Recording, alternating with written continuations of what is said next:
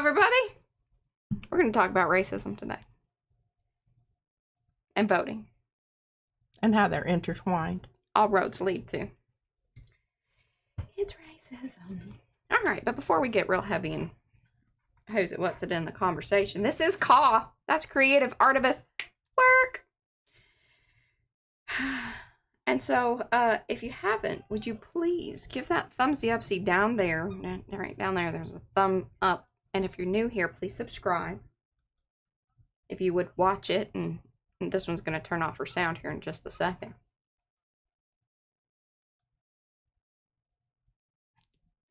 At least it wasn't blasting. I was like, all right, my friends. Say hello in chat. We don't do the big old name roll call thing, but hello everybody that's here. We appreciate you showing up. Do give the thumbsy upsies. Like it, love it. Watch some more of it. Share it. You know, all those things. All the YouTube-y things that one does. Or if you don't do it, you should make that as like one of your things. If you really love a channel, that's the way you show your appreciation. Because it helps us build the thing. And one day, you know, one of these things is going to take off, maybe. I don't know. Also, maybe ranting about something later. Hey, but I'm going to work it in. We've got 223 subscribers. We do. It keeps going up to like 225, and then it drops down to we're doing the two for shuffle.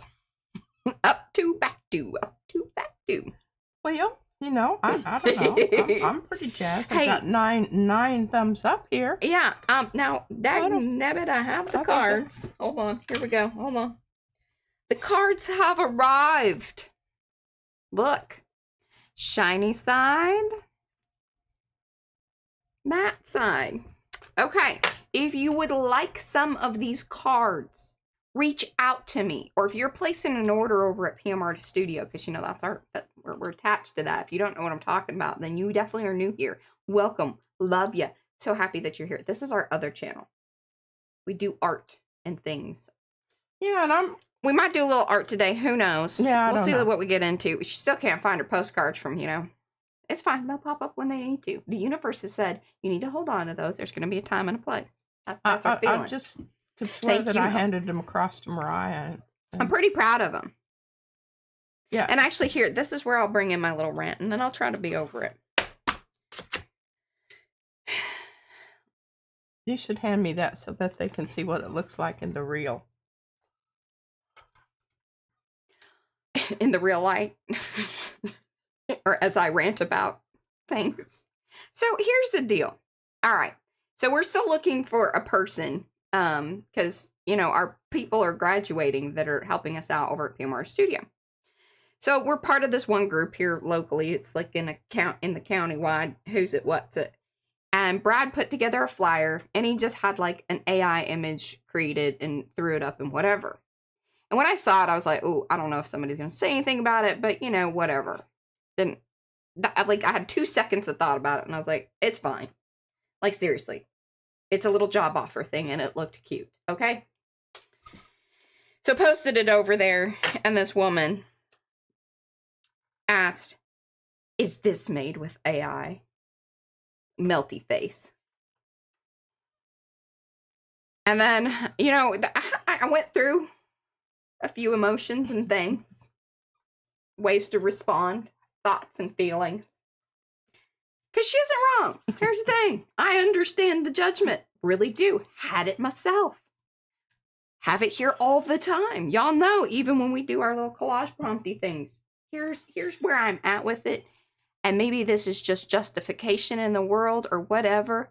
I also understand, I really like the Chad, the godless gardener. You know, talk about him.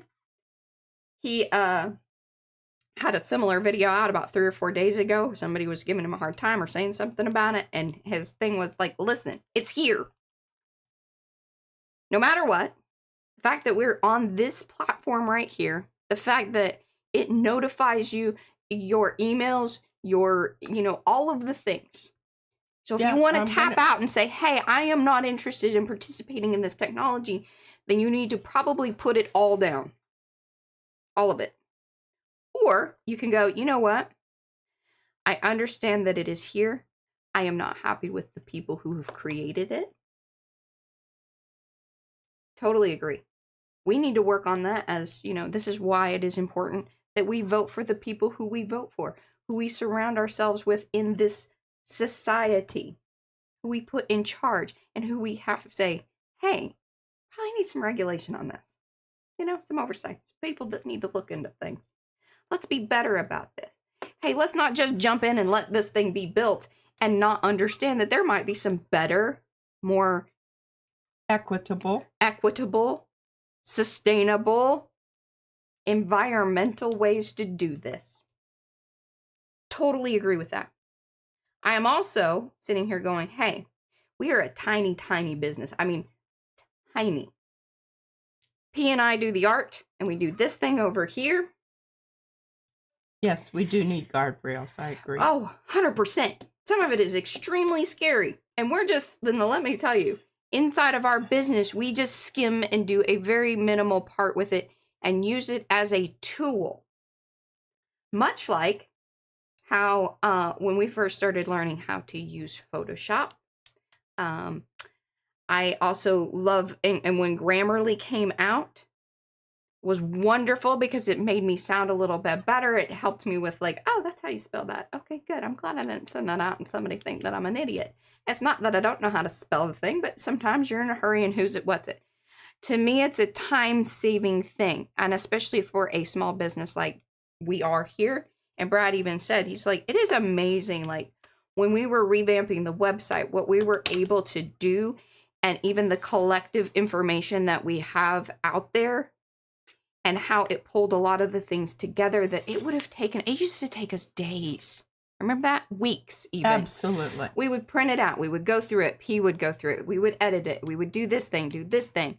And now, really, it takes a few edits. Would you please stop clicking here, Ben? I'm kind of ready for this techno. She doesn't even want to listen to this. Anyway, that's my justification. That's my little rant. The girl had some things to say. I said some things back. I then turned off the comments because I'm like, you know what? I don't need to be engaging with people like this. And I just want to also say, as a final thing, I don't understand. Well, actually, okay, two parts to that. This is where, and I heard it often before, and I was like, well, I've never really experienced it. I've seen it. Now I have full-on experienced the, you know, progressive, liberal, left, whatever you want to call it, whatever we are, hate on a hate. I'm like, girl, there are some people out there that you should probably be yelling at on the internet, not me. I'm just trying to give either a high school or college student that lives in the area flipping freaking job. And now you're mad at me about trying to get that done within a very quick period of time. Anyway, there we go. Yes. Okay, Anthony said, any education, it is having a questionable effect. Students are using AI, to write their assignments, and now professors are using AI to grade them. It's a perfect loop. All right, here's, okay, see, Anthony, I think maybe one of these days, if he's ever sick or whatever, I'm calling you. And I'm going to be like, Anthony, you got to come in. I got to dial you in. And you and I will go totally nerd out on technology and education, because she hates this conversation so much. I'm just kind of done with it. Okay, I've been ranting about it for. Yes, I know enough about it to know what to ask. But really quickly on that, I think that is true. But even Caleb said, he admitted, he's like, yeah, I tried to use that for school. It got him in trouble. So not everybody's. And he was like, yeah, so I stopped doing that. I was like, well, good. You learned your lesson. Okay. Racism. Back in my Voting. day, yeah, my AI to go to was my mother. She would help me write. Yeah. I became a better writer because of what she helped me with. Yeah. And if that is your goal, is to get better at what you are doing, I'm just saying, okay. I think, again, enough said. Are you using it as a tool, or are you only using it? Is it your only? Yeah, and it is not our only. And let me even tell you on the whole graphic scene of things, if you try to make it your only, you will be very frustrated, and you need design skills to be able to understand how to make it. Like, even with all of these like pieces and parts, I got pieces and parts. I did the layout. I put it together. That's my photograph that it started with. Yes. That's my clipping out. That's and my I dressed myself. Yes, that's my collage work. I did, the final thing was done in Photoshop. So, there we go. So, F that girl. Oh, offer the woman a chance to make the next poster. Yeah, okay, there you go. Nah. I used to teach a technology class for all girls. Oh, that's interesting. Here's the thing. She probably didn't even, she didn't even have a skill set. And that's the other thing. It's like, if you would have looked into it for freaking 2 seconds, and rather being a judgy ass. Okay, here, Kat Conifer says, what is the point of critiquing a job posting? Yeah, offering the job? Oh, by the way, and I did ask her, I said, so are you just asking about the AI, or were you interested in the job? She said, I'm not interested in the job. Yeah. Shut the F up. Exactly. Okay, tools, not end result for them. Exactly. Yes. And that would shut her down. It wouldn't. Those kind of people, they just need something to piss and moan about because, I think so. I that's how I feel about it. I just blow them off. Okay, now. But it did get us fired up for a couple days. Where are we today? All right, so I wrote down here on one of my things here. And we're using some of the same books. I mean, I'm still reading them, okay? I know. We're talking about it seems like I should be done reading them, but I don't read books just like sit down and read them front to back. That's not how I read. Well, especially not these kind of books. No. Okay, so all right, voting. 1 second. And this all has to do, and Mariah's going to catch you up here on. Am I glowing? Yeah, it's just that one side of your face and it's all. There we go. See, that's better. Nice banner.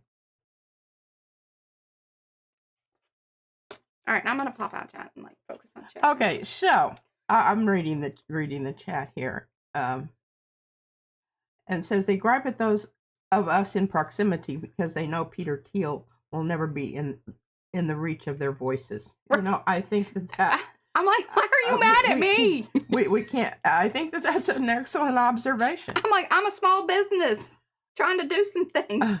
Utilize the tools for good, not evil. And Kat Conver says, I showed her daughter was writing a paper and she couldn't use Wikipedia. It says, I showed her how to check the source list at the bottom as a way of finding sources. Yeah. And checking your sources. Because you got to do that. All right, so voting. Who, what, when, where, and how. Those are always the questions we want to ask about anything that we're pursuing, per se. Okay? Put that right up there so I don't lose it. And I've got my other things. Because I was going to write all this down, and I just thought, I'm not going to write this down. I'm just going to put it up there, and I'm going to read it off to you. Okay, part of the whole idea right now that I'm concerned with, and Mariah is, she's the current events. Yeah, we were having a conversation about the same thing. History person. It's just like, I got that. And I was like, I know, but I got the thing now. Okay.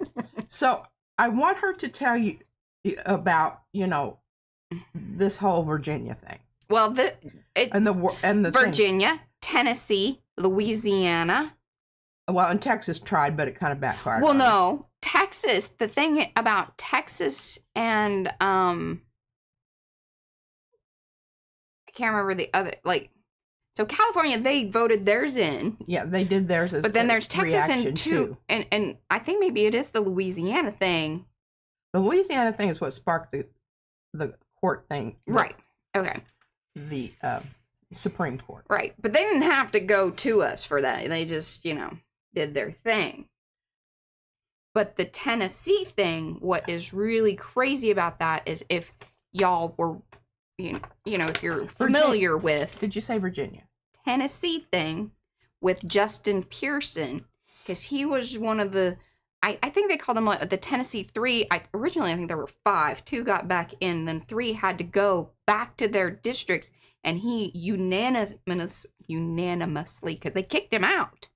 Well, they do that. I'll read you some more about that here in a minute. So then he was put back in, but he's also now trying to, what was the congressional 9th district in Tennessee, but see, they've rearranged it all or whatever. Yeah, I'm going to talk to you about gerrymandering. Anyway, there's a link in the description box below if you want to know more about him, but this would be a great place to donate or just learn about him, follow, help out wherever you can.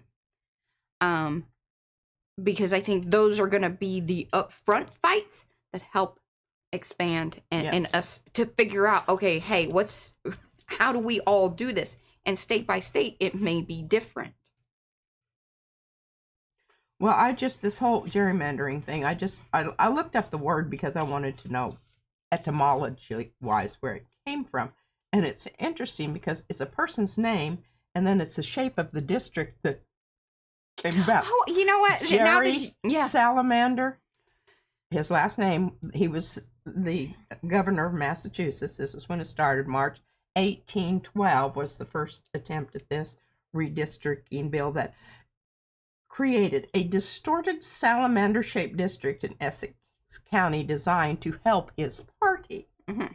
The term was coined by the Boston Gazette by combining the word gerry and salamander. Yeah, okay. I thought that was interesting. That is.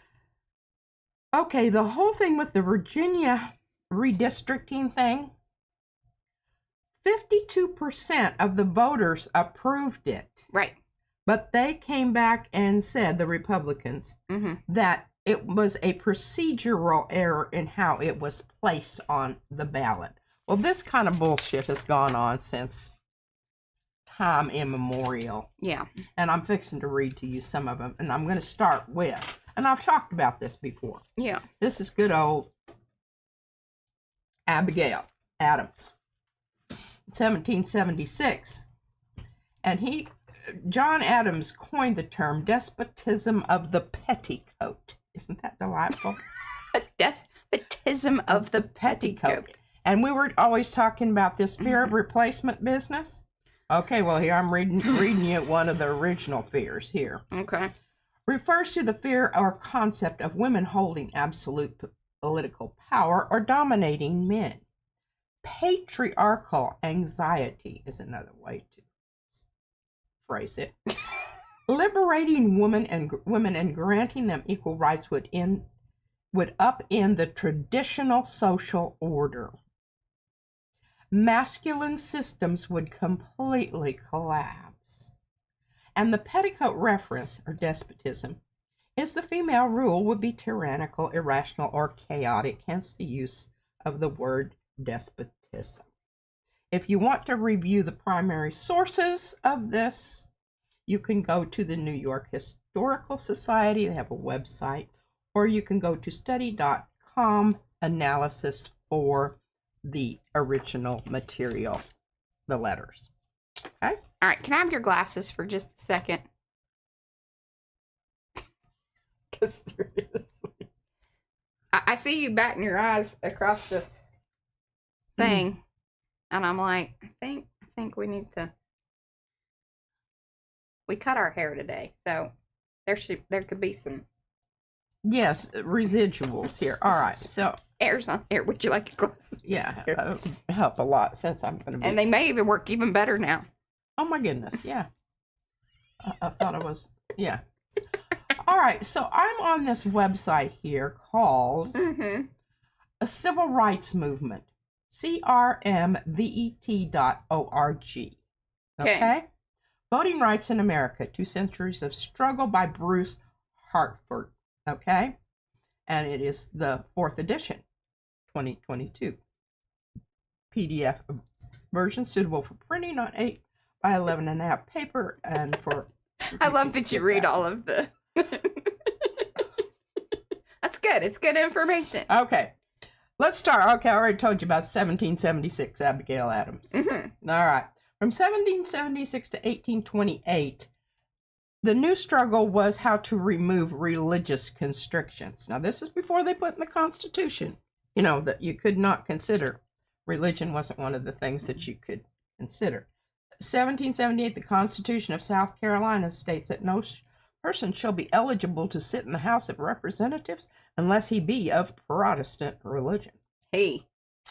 And Protestant. White, male, Protestant. They just named the one there. Yeah, but we need to have all three boxes. Other two, tick, tick, tick. The other one was like, if you got the two, then, it obviously. Yeah, obviously, yeah. Those others we didn't even knock about because, we didn't have to. Didn't have anybody with petticoats on there making those rules. Okay. Oh, goodness. When the U.S. Constitution is adopted in 1787, Article 4 prohibits religious restrictions by stating, but no religious test shall ever be required as a qualification to any office or public trust under the United States. It's probably because they couldn't pass it. Okay, well, Maryland held out until the dead-gum last minute, and it was 1828 before they allowed Jews to vote in Maryland. They weren't. They ticked one box, but they had two more. Right, yeah, Two more to go there. Okay, well, no, they had two, but they just... The grayed out one that was... 1787, the U.S. Constitution is adopted. And there were many debates over adopting the U.S. Constitution. Arguments over who should be allowed to vote. We're talking about the states, okay? Because they're all really, queasy about this whole concentration of power and the federal thing. They're all, they all want their little piece of the pie. Well, hey, and just to pause upon that, I mean, I think we're proving that it has been kind of a good thing. States' rights. Rights. Yeah, can come to save our ass. Sort of, depending on which state it is. It didn't start out that way. But I think it's also really good.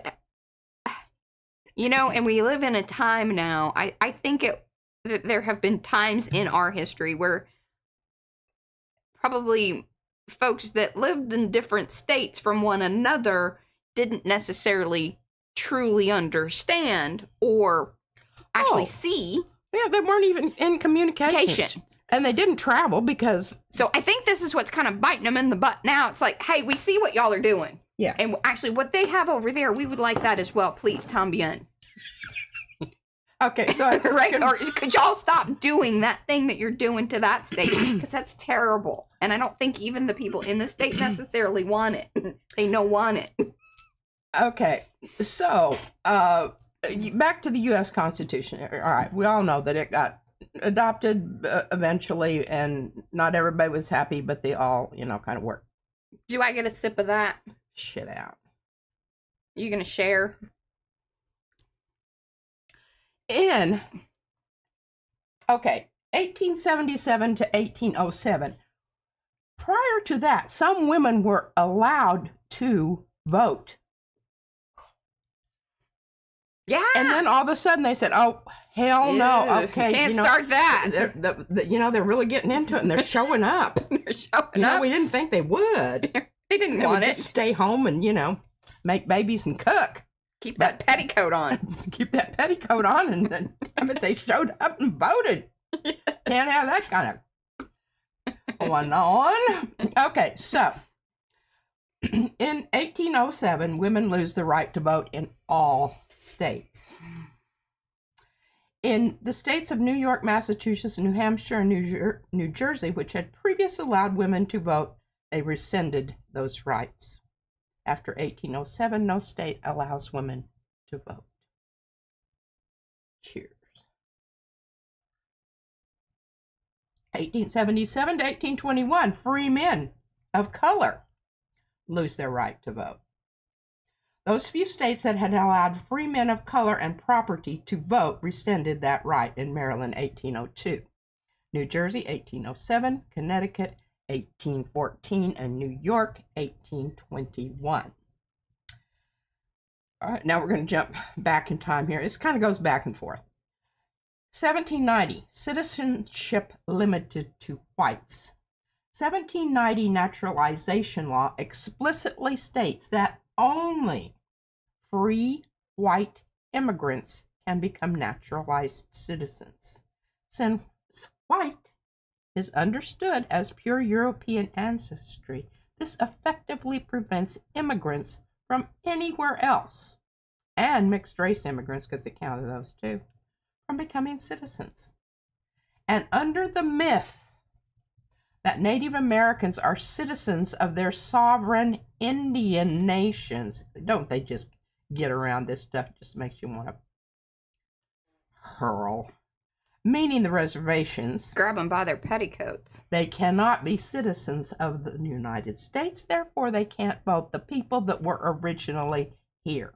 Now, ladies and gentlemen, we've got some comeuppance to do here, criticizing other countries for their lack of, I know that's right, involvement in the legislative process. I watched a lady the other day. I really should have. I think it was one that Hawk. You know that one guy with, he's got his best 80s hairdo. I do love him though, and he seems super sweet. The hair just cracks me up. And he plays with his hair, which sort of like, but that's fine. I what I really love about him is he promotes a lot of other channels, and I get to see a lot of things that I wouldn't normally see, because he'll even bring it over from the TT place, which I don't go to. Even before, like, that was just not a place. No, thank you. Anyway, what is the TT place? TikTok. The TikTok. I don't even know where it is. Should not get I haven't to found it yet.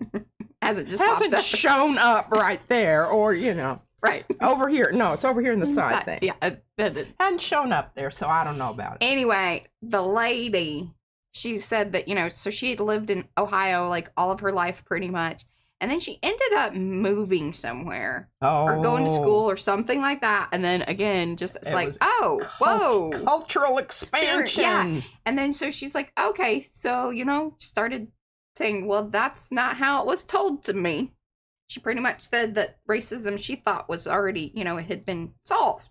Yeah, I did too till I moved to Texas from Colorado.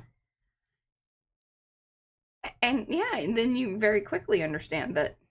Not necessarily so. And I think that's an experience for a lot of folks.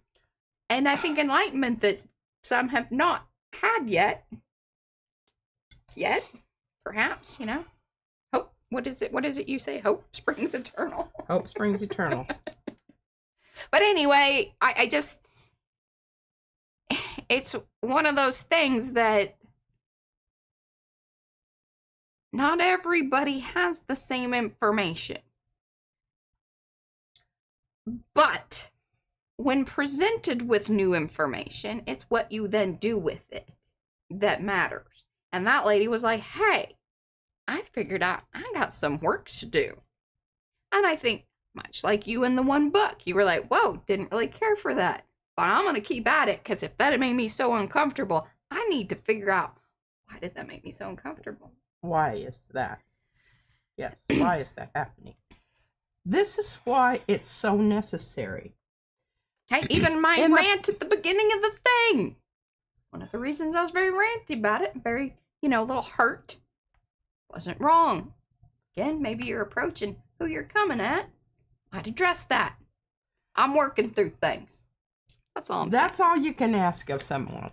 But here's the thing. In order to be able to work through things, it's really necessary that you have motivation to do so. When you are transported to a different area geographically, and the cultural norms there are slightly different than the ones that you came from, you have that built-in motivation. It's like, oh crap, do I want to get along with these people? Want to have something to talk about with these people? Like, do I still want to stay here? It's so funny. Even like, so Chad had gone to Hawaii, and he's like, it's so chill here. And it's so strange when you do go to a different place, and you're just like, man, you feel the vibe is different. Yes. And he's like, so now he's been like back for a week or 2 weeks at this point, and he's like, people around here in Texas, because he lives in our area. I swear to God, I'm going to run into him one of these days. I did try to chit-chat with him, but then I think he got weirded out. But that's fine. Fair enough. Random people reaching out to you on the internet. It's yeah, weird. I don't welcome that for sure. I do. Hey, when y'all message me, I will talk to you. Unless you start getting weird. And then maybe I got weird. It's fair. Y'all have things. I don't know. Don't get weird, Mariah. Just... Just saying. Okay, yeah, sometimes I ask more. I know that I put people off because I'm really terrible at just chit-chatting. I just like to cut straight to the nut. Brad gets mad at me sometimes because, like, when I'm sort of my busy mode or whatever, and I'm answering emails or whatever. If I'm ever like short with you, it is not on purpose. Like, it is just that, hey, there was a thing that was asked, and I'm going to reply to that. I didn't feel that we needed all the niceties. We kind of know each other. I didn't think that was we had to keep on with all of this hoopla fluff. It's not personal. And then father was a terrible fluffer. Which is so strange to me, because Brad is that way in the office with me. I know, but he has a very different, like, he's like, hey, no, this is like an outward thing beyond like him and I, so we need to be nicer and more cordial and stuff. And I'm just kind of like, I don't know.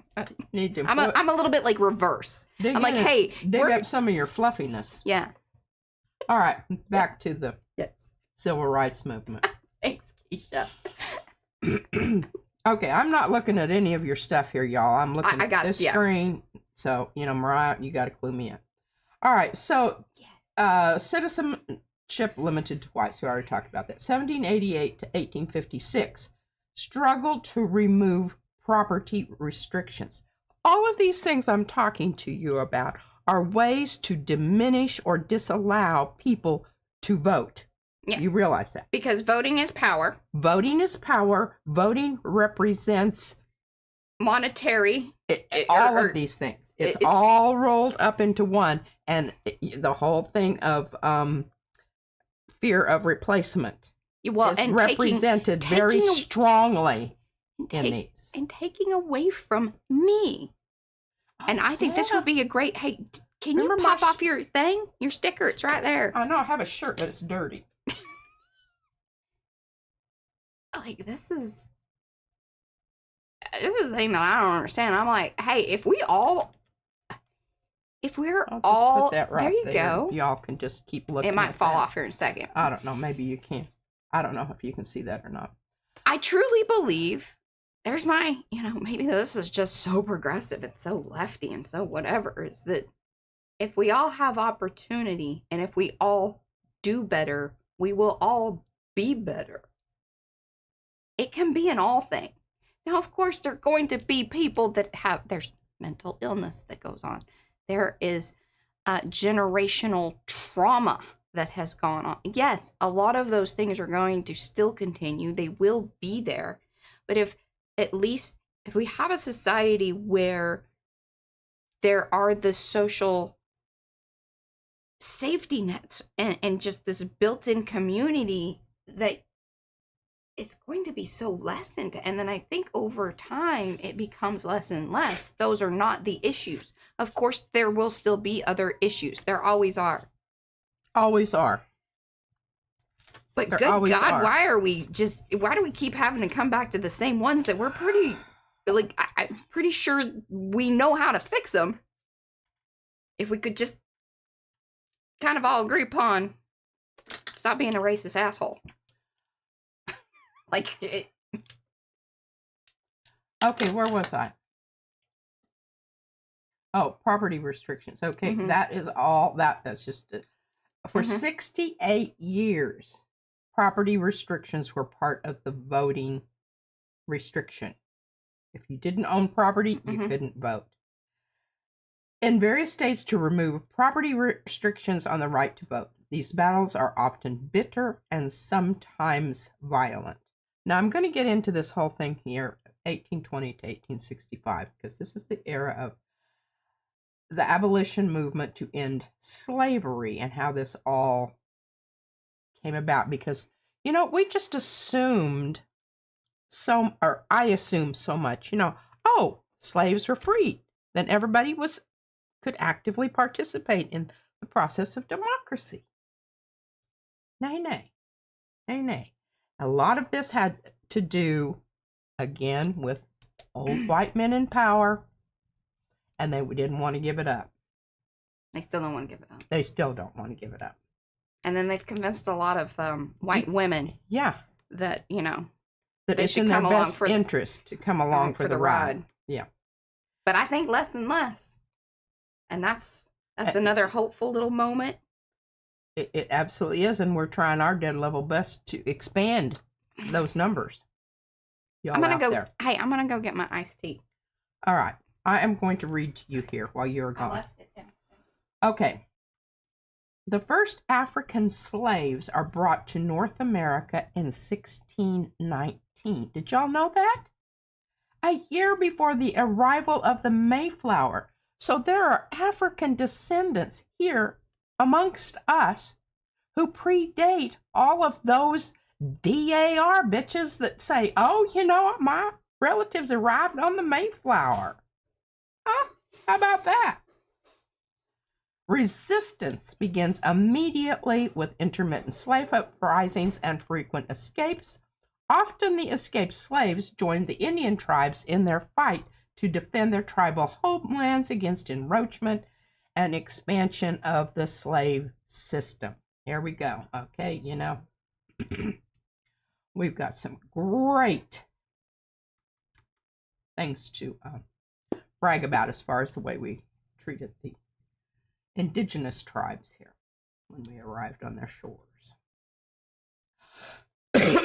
Pardon me. Political opposition to slavery among the whites in the northern states began to coalesce in the early 1820s with the founding of American Anti-Slave Society in 1833, a broad interracial movement committed to ending slavery openly in the northern states. Not so much clandestinely in the South, to say the least. This abolition movement grows in size and intensity. It is met with increasingly violent opposition from slaveholders and slave states. Abolitionists are beaten, arrested, and murdered in their homes, and their homes burned, and their presses destroyed. And here's the other thing about this. Of course, there's law against murder, assault, whatever, in our Constitution. Ignored. This is what we do. This is how we get around those little inconvenient laws that, Yeah, and right now, by the way, so some interesting things happening over in chat here. So look at the fast redistricting is or has occurred in the southern states, yes. And this is proof of why the Voting Rights Act was necessary, yes. And there is already, there are laws that have been in Congress since, I think, 2 or 3 years now. So they're there, and they keep getting, passed around, voted against.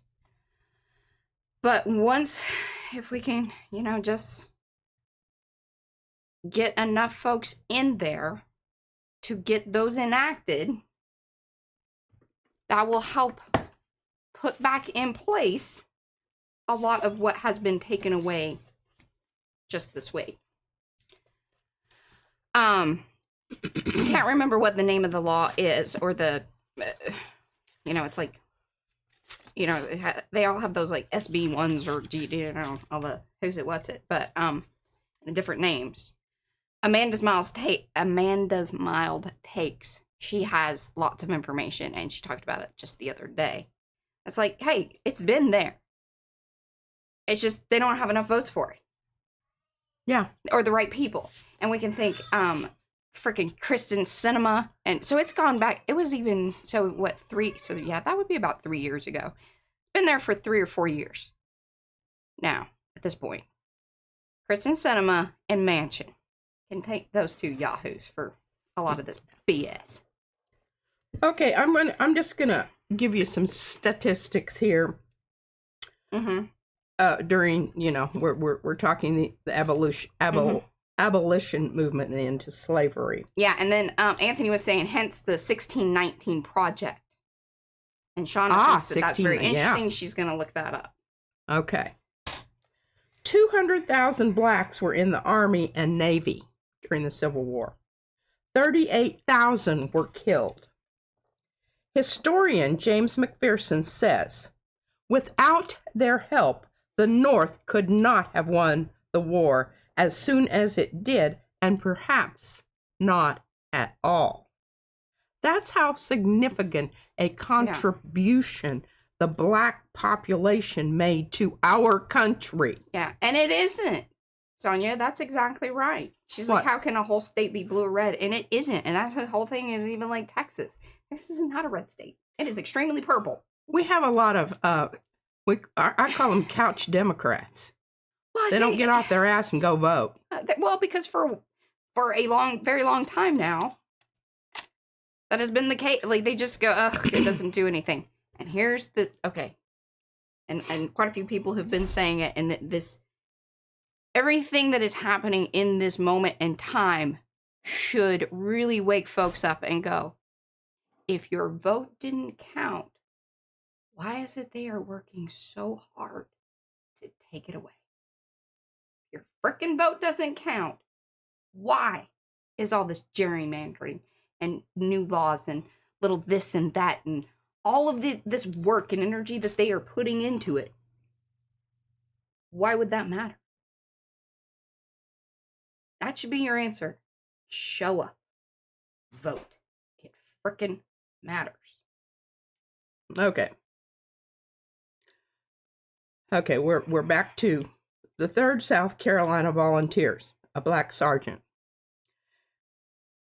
William Walker, remember that name, marched his company to the captain's tent and ordered them to stack their arms and resign from the Army as a protest against what he considered a breach of contract because of unequal pay.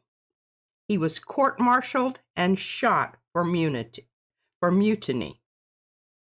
Finally, in June 1864, Congress passed a law granting equal pay to Negro soldiers.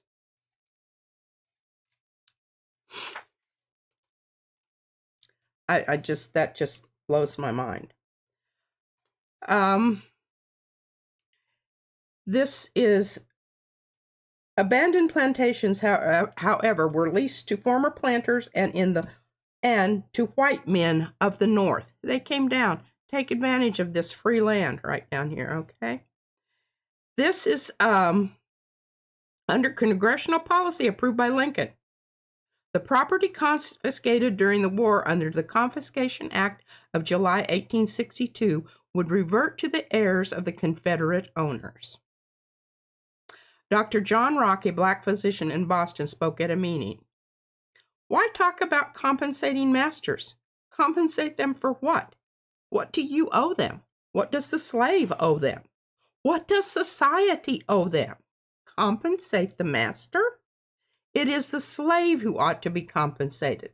The property of the South is by right the property of the slave. Let's just pay him back wages, and instead of giving them the money, let's just let them buy the land. I mean, what would it be? I don't know what. Some of those people had been there for years and years, 18 or 16, whatever. I'm going to read you this letter because it was, and Mariah, what were you talking? You said the South Carolina Sea Islands. Yeah, the Gullah Geechee. Okay. 16,000 acres were up for sale in March of 1863. Freedmen who pooled their money were able to buy 2,000 acres, the rest being bought by northern investors and speculators who came in. They would sell the land in such large plots, large, mile areas that your average black person didn't have the money for that. So they pooled their money together and did that. This is a freedman on the islands dictated a letter to a former teacher who is now in Philadelphia. My dear young missus, do my missus tell Lincoln, that we wants land. This very land that is rich with the sweat of the face and the blood we back. We could have been by all we want, but they make lots too big and cut we out. The word come from Mass Lincoln himself that we take out claims and hold on to them and plant them, and he will see that we get them. Every man or 10, 20 acres. We too glad. All right. And what's funny is, like, I know you're reading it, like, and that's kind of how Gula Geechee, if y'all know that I love me some Sun Michaud, but he will switch in between because he that's his area, like, he knows. But the Gula Geechee people are descendants of Africans who were enslaved on the rice, indigo, and sea island cotton plantations of the lower Atlantic coast. Many came from the rice-growing region of West Africa. The nature of their enslavement and isolated island and coastal plantations created a unique culture with deep African retention that are clearly visible in the Gula Geechee people's distinctive arts, crafts, foodways, music, and language. So, Gula Geechee is a unique Creole language spoken in the coastal areas of North Carolina, South Carolina, Georgia, and Florida. That's the people. And I knew it was, because when she said that, I was like, I'm pretty sure, because, Sun has done some of the videos regarding, the people and the area, and I was like, and I'm pretty sure he still, to this day, has land there. Okay, now where was I here? And he will see that we get 'em. Every man, 10 or 20 acres. We too glad. We stake out and list, but for the time for plant, these commissionaries sell to white folks all the best land. Where Lincoln? Mm-hmm. Okay, early in 1865, General William T. Sherman held a conference in Savannah, Georgia, with 20 Negro ministers and church officials, mostly former slaves, at which one of them expressed their need. The way we can best take care of ourselves is to have land and till it by our labor.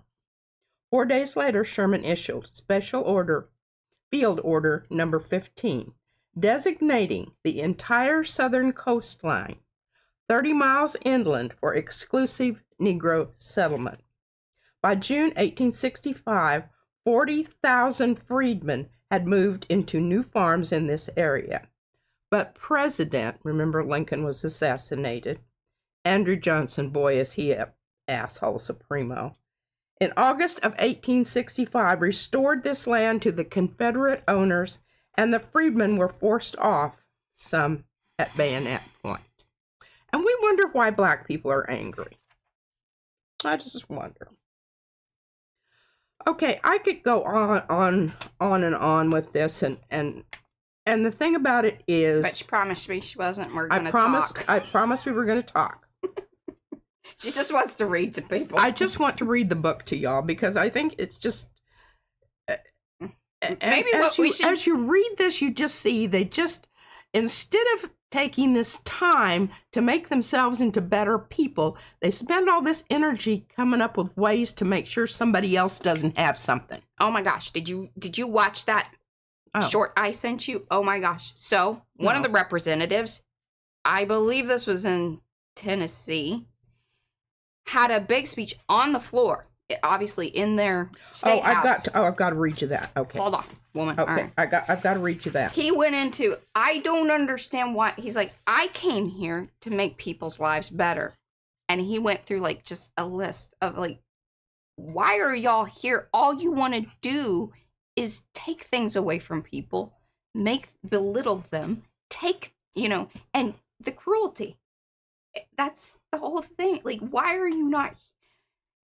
You should want to be a representative of a people, a community. I mean, all of that, whether it's local, state, national, shouldn't it be to make people's lives better rather than taking things? Constantly just taking. And really actively making people more miserable. And that's your goal. Yeah. And that's kind of what he was like, I don't. Okay, I'm going to read you. What you have to understand that right after the Civil War, there was some equality going on. And what happened was there were too many black people voting. Yeah, things were changing. Black voting in the period after 1869 resulted in 2 Negro members in the U.S. Senate, Hiram Revels and Blanche Bruce, both from Mississippi, and 20 congressmen, including 8 from South Carolina, 4 from North Carolina, 3 from Alabama, and 1 each from the former Confederate states. This list would dwindle rapidly after 1876. Mm-hmm. The last black left Congress in 1901. Okay?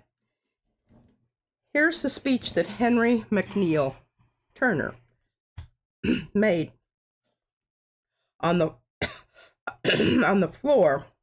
Take a swig.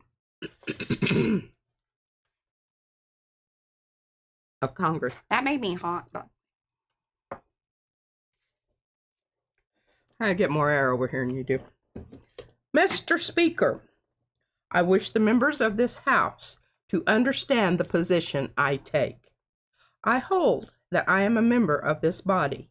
Therefore, sir, I shall neither fawn nor cringe before any party, nor stoop to beg them for my rights. I am here to demand my rights and to hurl thunderbolts at the men who would dare to cross the threshold of my manhood. The scene presented in this House today is one unparalleled in the history of the world.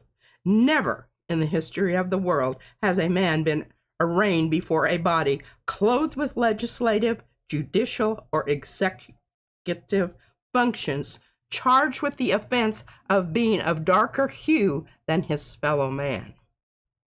It has remained for the state of Georgia, in the very heart of the 19th century, to call a man before the bar and there charge him with an act for which he is no more responsible than for the head which he carries upon his shoulders.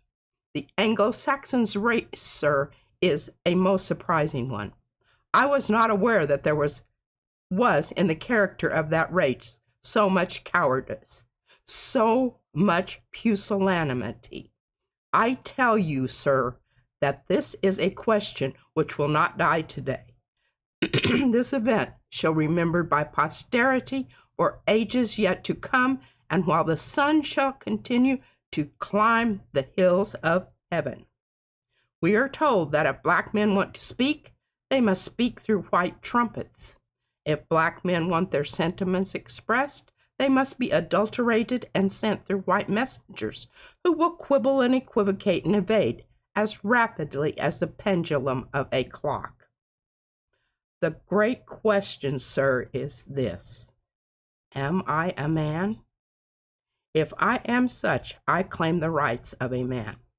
Why, sir? Though we are not white, we have accomplished much. We have pioneered civilization here. We have built up your country. We have worked in your fields and garnered your harvest for 250 years. And what do we ask for you in return? Do we ask for compensation for the sweat of our fathers bore for you, or for the tears you have caused and the hearts you have broken and the lives you have curtailed and the blood you have spilled? Do we ask retaliation? We ask it not. We are willing to let the dead past bury its dead, but we ask you now for our rights. And here we are again. And here we are again. I thought that was most eloquent. And the whole thing about it is during the 20th century, most American textbooks were to show that blacks were lazy, inept, corrupt, and ruinous of the governments in the South when they were in office. And that is not so at all. They did fantastic things. Well, once again, they probably had to do it 3 times better, and, we're maybe given half the credit. Yeah. Okay, I had to read to that because I thought that was most powerful. as a speech. And one of the other things that I wanted to really quickly, because it relates to our court business going on, our Constitution is colorblind. Bullshit. I told Mariah, I said, well, why do they always want to know whether you're white, black, or... Sherry was saying that about, she's like, yellow. I mean, what's up with the census? Yeah, if we're colorblind, I don't know what they need to know that What's for. that got to do with it? It's, it's because they want it both ways. Well, they want to be able to use it against you, much like how right now what has happened is they've Well, then they weaponized can't say the Constitution is colorblind if we do census and we determine our voting districts on census. Because that's what we're doing. Yeah. That is what we are doing. And I want to read you the real quick remarkable dissent that was written on this Plessy versus Ferguson. What? Sherry says, I wanted to put down that I had 14 mixed races living under my roof. How do you district that? I remember once I asked when I was filling it out for an application, I wrote in, of German descent. They handed it back to me and said, could you please check the box, most applicable? Other. Well, not, okay, I'm not going to rant on that. Yeah. All right, so a remarkable dissent. Maybe you could put in undecided. Depends on the day. I don't know. I haven't chased it back far All enough of to them. know. All of the them. above. I think we should all start doing that, and that'll just... All of the above. Yeah. Okay, That's right. That's right, Carol. That's right. Justice, the upshot of the whole thing is Supreme Court Justice, remember him, John Harlan, himself a former slave owner in Kentucky, who said there was constitutional justification for banning private discrimination. Because, see, that's how they got around it. Equal but separate. Remember that whole thing? Yes. And we know that doesn't ever happen. Yeah. Doesn't ever happen. Okay, If y'all haven't gotten your copy of People's History, you should. People's History of the United States. And he also has another book, and I want to get it because it's, he's compiled a bunch of different people, actual words. Oh, yeah, that would be. Sometimes it's real sad, though, because when you were reading the words of others, when it's in the experience and the language that, or using the language that they would use is, I think, very powerful. Rather than it being all written in somebody else's perspective and view. And words and terminology and vocabulary. Because it kind of removes it from really who the person was and who was it happening to. This whole project when I read you the words of it was a project that was in the 1930s, so I'm sure it's one that FDR initiated, and he didn't. I'm sure it was Eleanor. Most of the really good stuff that happened was, because she was kicking him right square in the ass. She should have been president. Oh, okay, so Anthony says the 1619 project was a curriculum project created by journalist Nicole Hannah Jones. It is also available as a book. That might be something It would be. The reason I'm bringing this up, and I keep bringing the whole Black experience back into our consciousness here, is number one is not a lot of us were taught about it. We weren't, but you know why women identify with this? Because right now, they're after the Black voters. The next is women, because we're 51% of the population. Yeah. And they just want to make sure, they can get that taken care of, then we'll move on to women. Yeah. Because that is one of the big things. Remember when I read you the erasure, and I wrote down some stuff here. the Great Replacement fear, Mm-hmm. and how this all women are in that group. They are afraid to allow women to have power. Why? Because we might replace the men because we're actually better at this shit than they are. Well, I don't know that. I think that we are. I think that we take. I don't think we would not be at a war right now. No, I don't think so. We would be more diplomatic about it. We would certainly be able to go in and talk to people. Well, and I feel like the other thing is, and I'm just judging from the women that, have applied for the job, like, even though I don't agree with everything they have to say, I don't agree. Whatever. Yeah, they've already They were started, smart. for sure. Hillary was very smart. Kamala, Extremely smart. And they knew something. AOC. Jasmine Crockett. They are smart in that they understand what it is they don't know, and they know how to go to people who do know. That's a wonderful executive skill. Yeah. And that's what makes you... Hey, look, Anthony. You don't have to know everything. Anthony says, bring on the matriarchy. The patriarchy has failed. Desperately. Thank you, Anthony. Desperately. Yeah. Hey, did y'all see her at the acoustics in the place that she was having that, I don't know who she was meeting with or whatever. I've just seen clips of it. I keep trying on stage? Yeah. The horrible. Acoustics were just crazy. Like, and that sort of thing really, sorry, that's just my kind of. It really bothered. It was tinny. Yeah, and it makes it hard for me to focus because I'm like, okay, why is there like this echoey thing? Sorry, I know, like, sometimes I wish I could just ignore these things. I can't. I know, and it also made her sound kind of... It was stunning. The answers and things, I wish somebody... She needs to do a redo of it in a sound booth. In a better... You don't understand, I'm pouring my second shot here because Mariah drank half of my other one. I had a sip. You drank half of it. I had a sip. She's just... This is justification for, I want you to see where the bottle is. Mm-hmm. The only time I drink is during... And it's for medicinal purposes because my throat is scratchy. Mm-hmm. Here, I'm going to have another little sip. We're back to... helping you out so you're not crashing Abolition. Okay.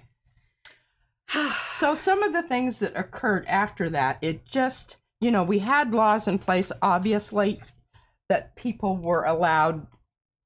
we pursue the rights to pursue... happiness, but whatever. Mm-hmm. You know what I'm talking about. Well, that didn't necessarily apply to black people. Political opposition to slave... Okay, I read that. Within the abolition movement, bitter disagreement regarding the future of freed slaves erupt. This is where part of the problem came about. What do we do with these people? Suddenly they're just... And they said, we will take care of ourselves, but you have to give us the means to do it with. It's like Jesus. Show them how to fish. They already knew how to do it. They just needed a little bit of land to be able to take care of. Yeah, they knew what they were doing. Grow that was still just, that was grow their own food. Too big of an ask. Too big of an ask. Just didn't want to give it up.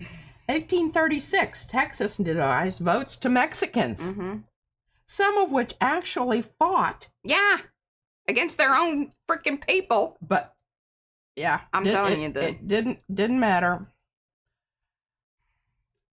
The short-lived Republic of Texas denies both citizenship and the right to property to anyone who had not supported the revolution. All non-Anglos are assumed to be part of that category, even those who had fought for the revolution.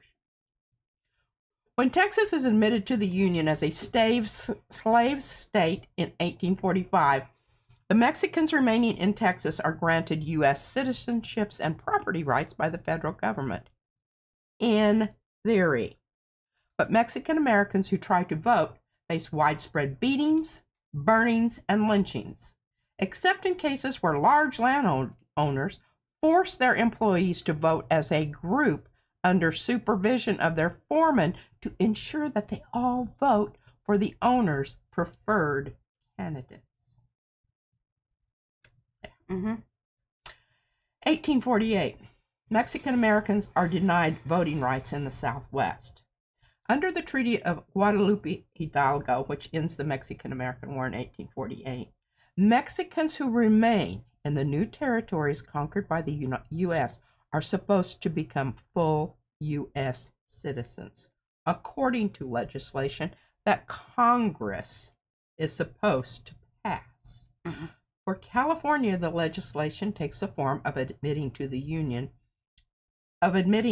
Union as a state in 1850.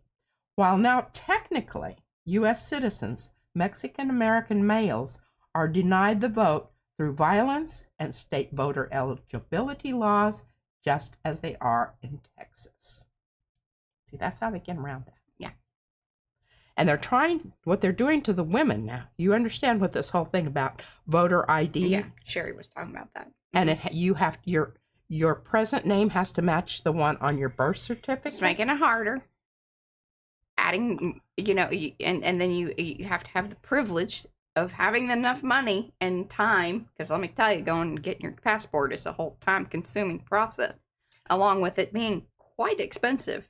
Plus, then you have to be able to have those documents. And I'll tell you about lost my ever-loving mind, because even when we went, Brad didn't. She's like, well, it has this, because his was like a copy or something, but I had both of his because he was born on a military base or through the military or something. And so it was kind of a weird thing. Anyway, but she's like, okay, well, I'll send it on, which also freaked me out too, because you're sending off like your originals. And I'm like, hey, this is making me nervous.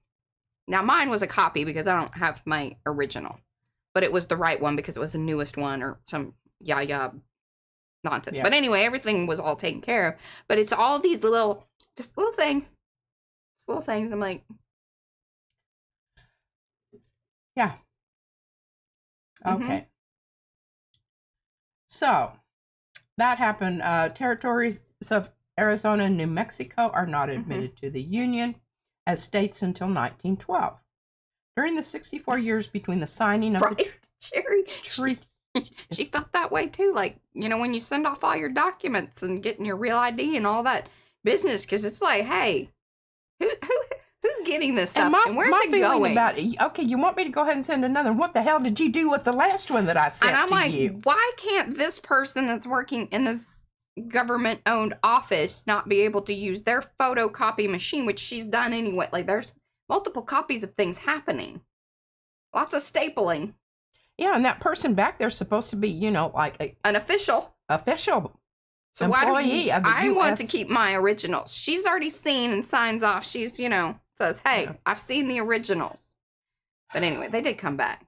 But still, very nervous about all that. Okay, well, basically we're not letting the Mexican men vote. We're not letting the black men vote now, or we are, but only under special circumstances. But now we're doesn't say anything. We haven't got to women yet.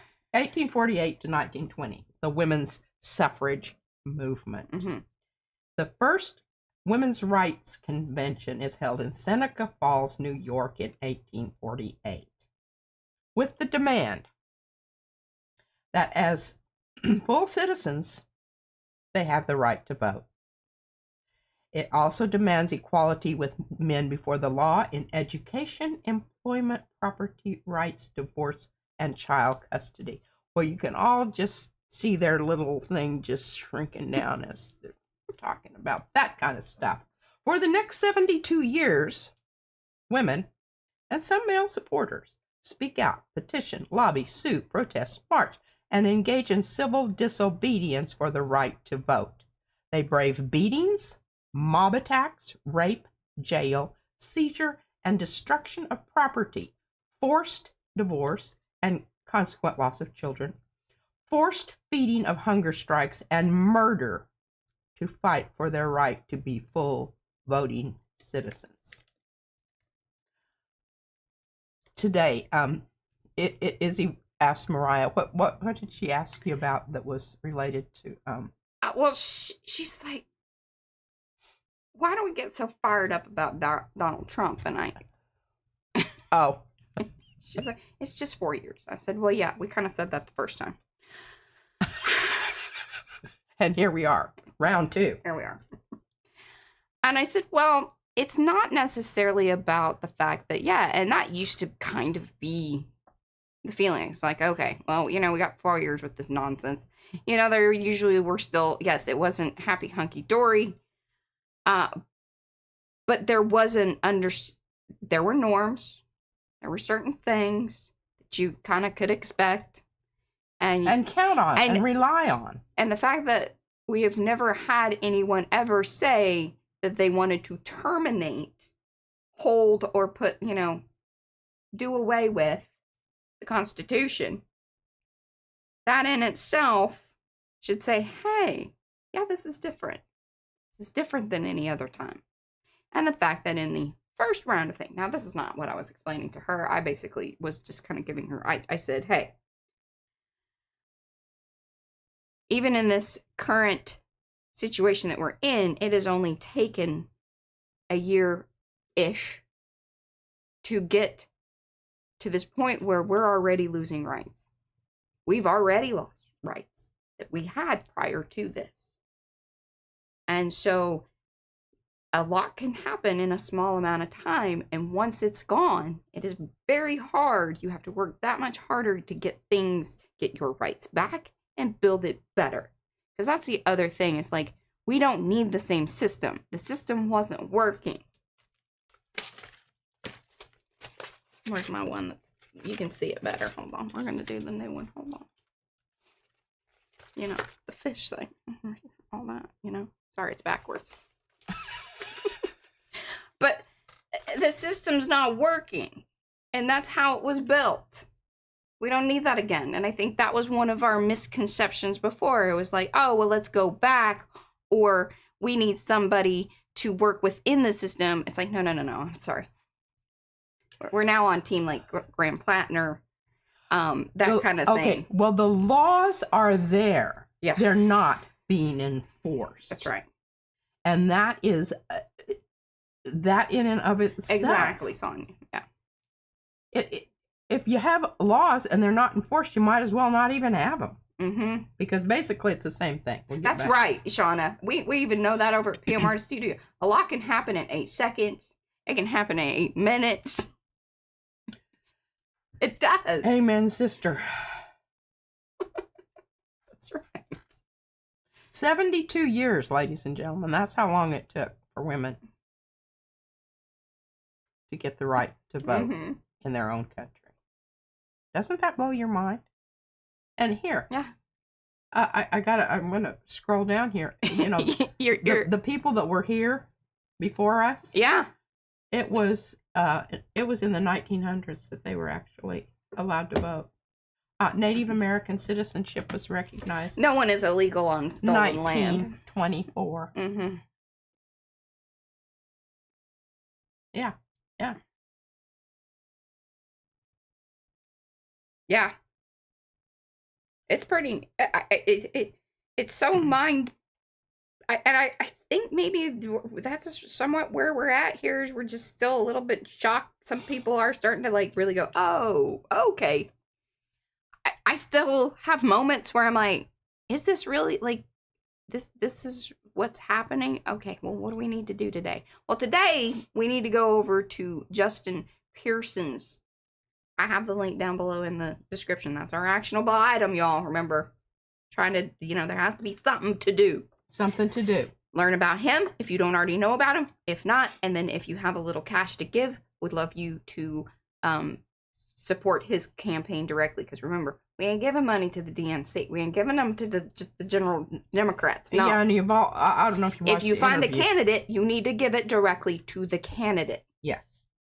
That way you can actually support that which you support. Right. And we're not letting the establishment decide for us. Because again, right now, I think they suck.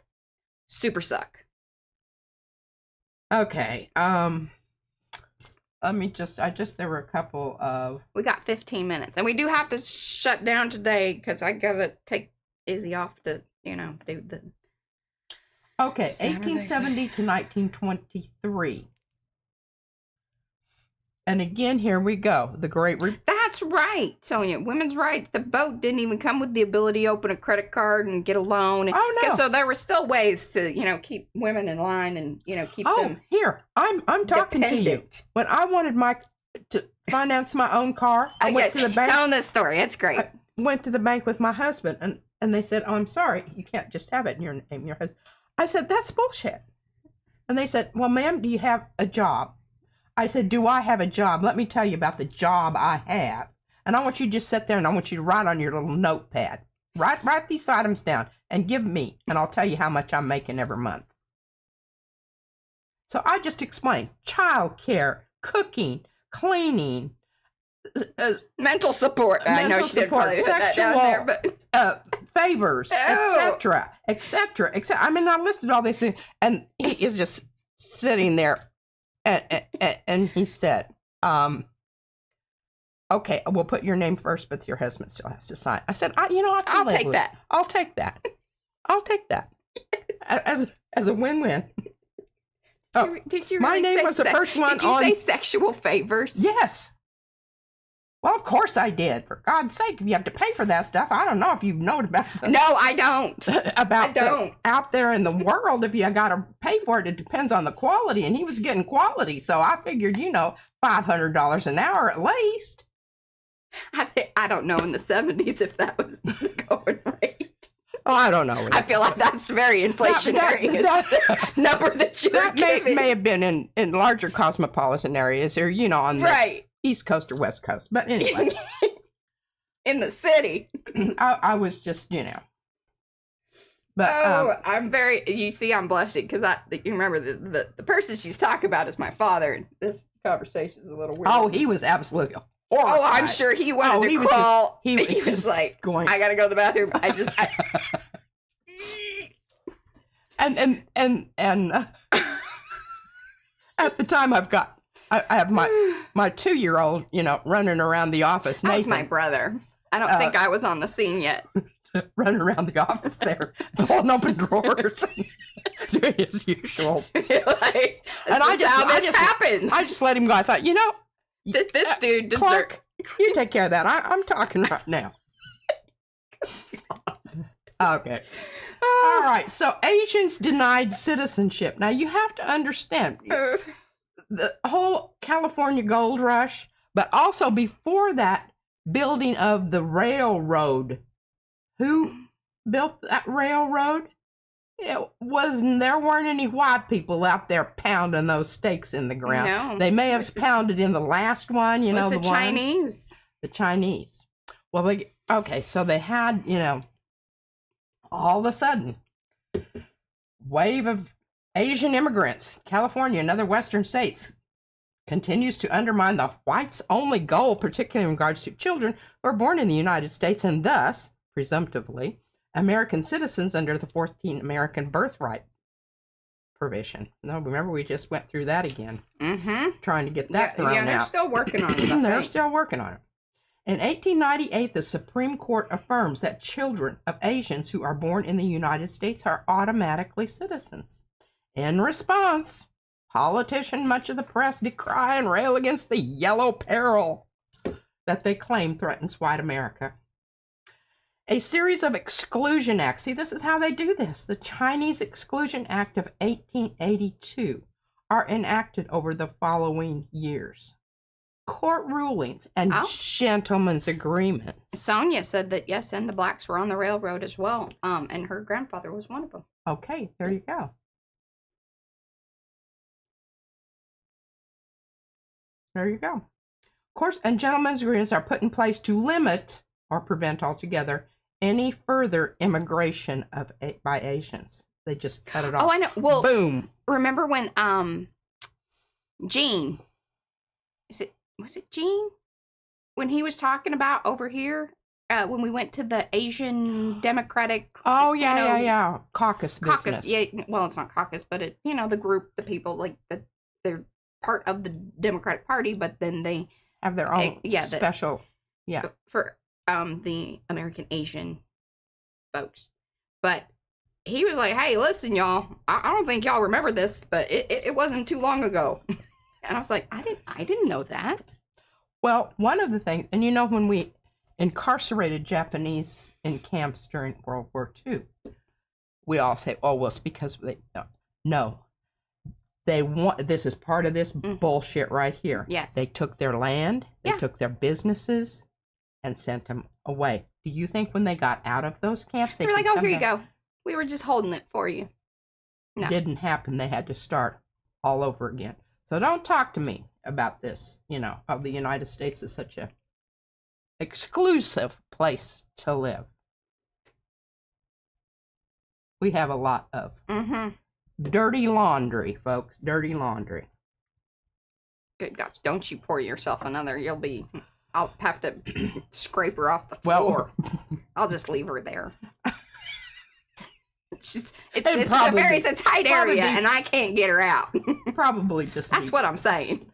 As with African Americans, Latinos, and Indians, violence, lynching, and economic retaliation are used to prevent Asians from voting or exercising their civil rights. 1878, the Women's Suffrage Amendment is actually introduced to Congress. It does not pass. It takes another 42 years before it's passed.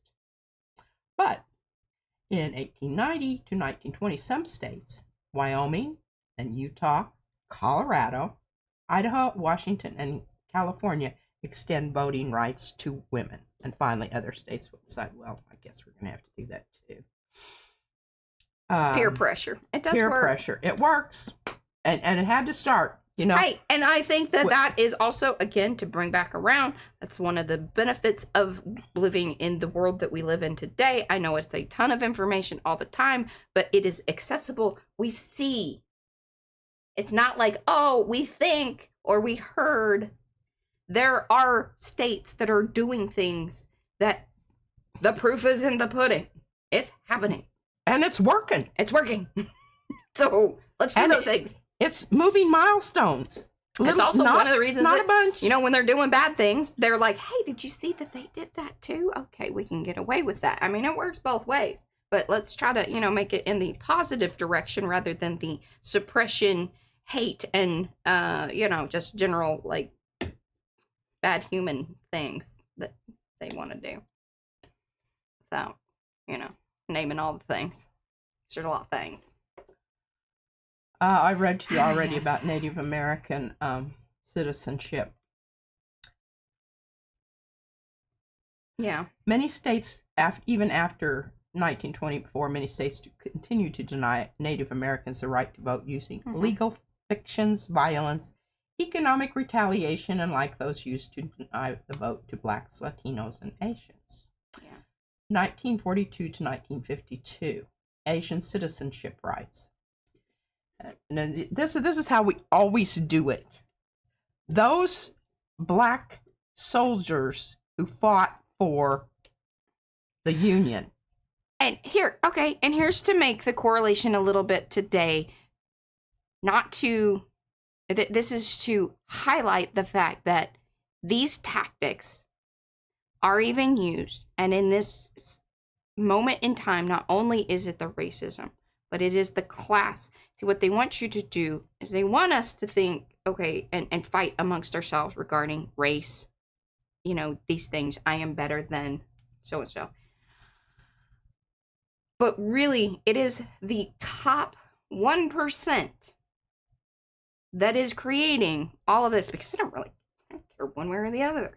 It isn't about Democrat, Republican, who's it, what's it. Oh, not it at isn't all. necessarily even about the black, the white, the whatever. But it is those mechanisms, racism, misogyny, all of the isms and things that say, okay, well, that'll pit them against each other. Therefore, because then you are not focused on the real problem. Which is, hey, by the way, they are exploiting our fucking labor.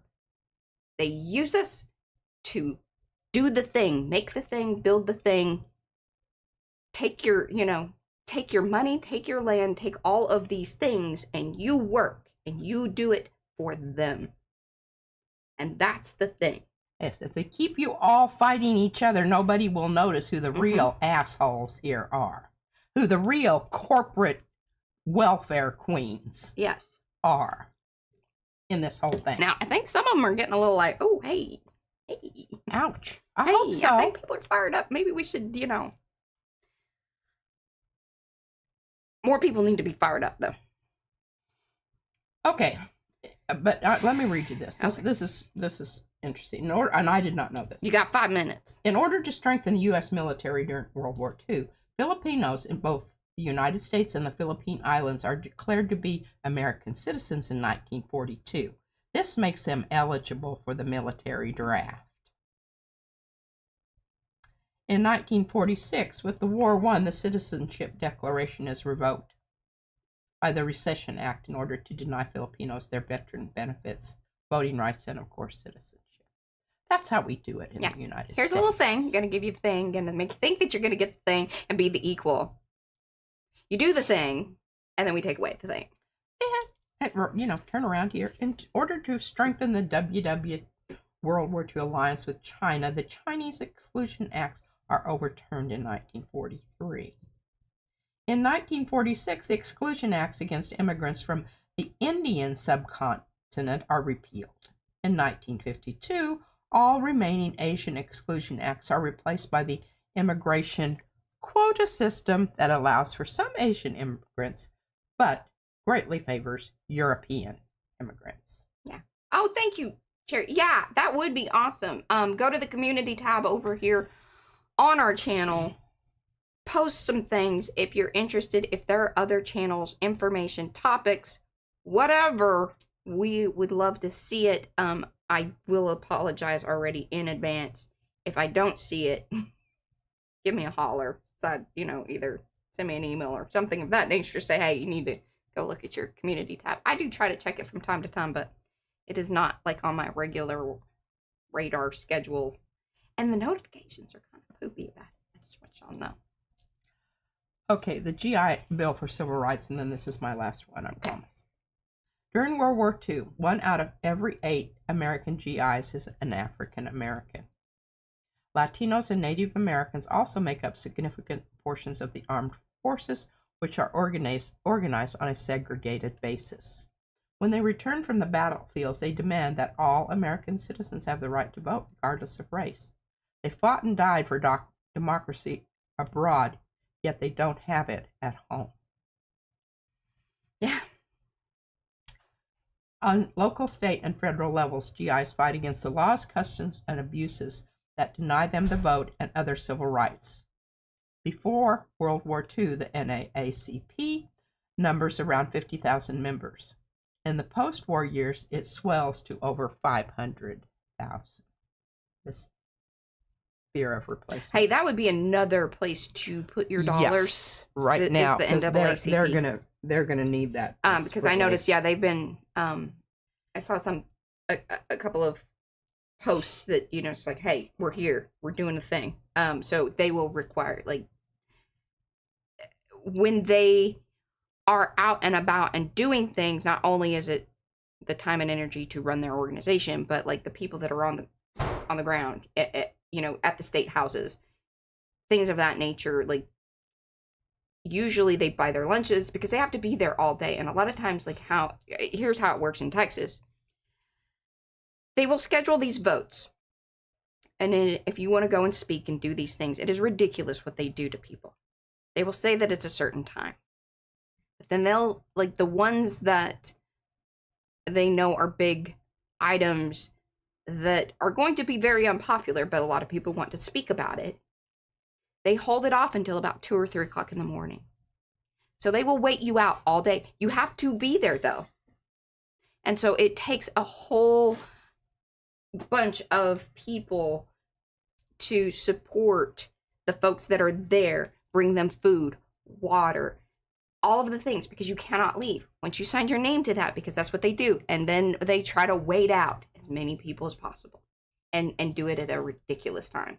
So those are things that you don't really think about that require just that little bit of money for people to get them snacks and take care of them, send them Uber Eats or, whatever it is. Because I think that was one of the things that they were like, okay, well, we can send you things, which was great.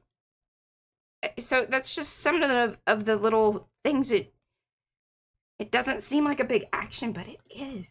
Just the support of saying, hey, I know that you've taken your day off. Because that's the other thing, is that if people are speaking. Oh, and with the economy the way it is, it's even more of an issue. And if you don't live there and you've gone, and then they'll reschedule it for like the next day. It's really crappy, the things, just the ways, again, just to be extra terrible. Yes. Okay. And the one guy in that one video that I sent you, and I'll try to put it over here because a lot of times, I'll share and I have like the playlist of what I've been watching. I haven't looked at it, but I will look at it. He's like, I don't know how y'all sleep at night. No. Your souls and he even will burn. Yeah. In the hellfires of damnation. He didn't quite go there, but that's almost. Exactly what I'm saying. And I know mm-hmm. Jesus says, judge not that they be judged. But I am just saying, yeah, even Jesus would be appalled. Mm-hmm. Especially. Please go over to this website, Civil Rights Movement. It encapsulates and gives you the information in it and then you can go and look up. You want to know more about one thing or another thing. Helps you understand what they're trying to do now. Yes. I mean, this is all like playbook of stuff. And then it says, okay, well, we overcame this once. We can do it again. Because you've got to just, I guess, keep doing it until we don't have to. Exactly. And I think at this point, we have more tools. We can get it out there easier. Now, granted, there's always the other side putting about a whole bunch of stuff that's, talking over yours. But we're getting better at doing that. Mm-hmm. And we will continue to get better at doing that. I watched an AI, and Mariah, one of the... Shauna, I will put the link to the civil rights, what is it, civilrights.org? It's, www.crmvet.org. There you go. The other one that I have is Justin Pearson's. Like, I put his website there because I think for a direct action, check out what he's doing, because that's like front lines kind of stuff that's happening right now. So now thank you, Mo. Yeah. And Mo put it into Cookie Wookie. That she put it into she did, right? And then it went away. Or did I just not see that? I could have sworn she just put it there. The reason... Oh, she had the wrong one. Okay, I was like, I swear it was there, and then it wasn't. And then I was like, did I envision that? I just keep saying, I can't say it enough. Yeah. Knowledge is power. I want us to have power. And we have power through knowledge of what is going on, because if we don't know what it is, we can't do anything about it. And the thing is even little small conversations with people out in the world, even on the Facebooks. Cashier. Whomever. Kroger's. If somebody says something, give them the information. Give them a moment to think about it. Don't have to necessarily be mean. Don't have to necessarily engage fully. Yeah. Drop the information in front of them. Sometimes carry a little book around, and then you can rip off a page and give them an address. Mm-hmm. Tell them to come to call. Yeah. Where to go. Yeah. And I have another one that my... Oh, and then, and email me, y'all, if you do want some of these, I will mail them out to you. Let me know. Or if you're placing orders over at PMR Studio. I'm still looking for my postcards, because I did do some work on them, and they turned out quite wonderful. Yeah. I think I placed them under... Thank you, Mo. Yeah, there we go. There's the link in chat. I was going to wait for that. All right. That concludes... Caw. Bye, guys. See you next Saturday.